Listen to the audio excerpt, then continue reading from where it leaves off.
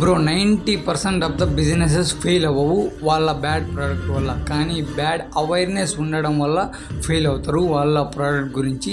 So నేను 5 awareness గురించి మాట్లాడతాను. వీటిలో ఒక్కటి తక్కువైనా బిజినెస్ ఫెయిల్యూర్ అయ్యేదానికి ఛాన్సెస్ ఉన్నాయి. Number 1 customer awareness. మనం కస్టమర్కి ఏం కావాలో దాన్ని బేస్ చేసుకొని మనం ఒక ప్రోడక్ట్ బిల్డ్ చేయాలి. కస్టమర్ నీడ్ని తీర్చే ప్రోడక్ట్ మనం బిల్డ్ చేయాలి, లేకపోతే వేస్ట్. Number 2 marketing awareness.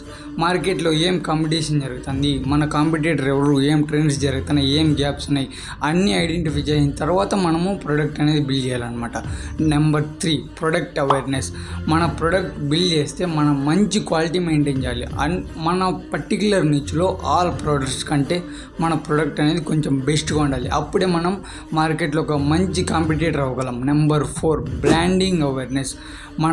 మన ప్రోడక్ట్ ఎంత మంచిదైనా మన కస్టమర్కి వాడి నీడ్ తీర్చే ప్రోడక్ట్ అయినా క్వాలిటీ లేకపోతే వేస్ట్. వాడు నెక్స్ట్ టైం రాడు, వానికి ట్రస్ట్ బిల్డ్ అవ్వదు మన ప్రోడక్ట్ గురించి. అన్నిటికంటే బ్రాండింగ్ అవేర్నెస్ అనేది చాలా important. So last awareness but least awareness financial awareness. మన బిజినెస్ ఎట్లా రన్ అవుతుంది, ఎంత క్యాష్ ఫ్లో ఉంది, ఎంత ప్రాఫిట్ ఉంది, ఎంత రెవెన్యూ ఉంది అనే అన్ని విషయాల గురించి తెలుసుకోవాలా, లేకపోతే కొంచెం కష్టమవుతుంది.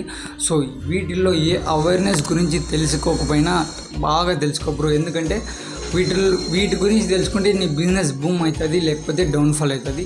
So business and financial talks కోసం మనకి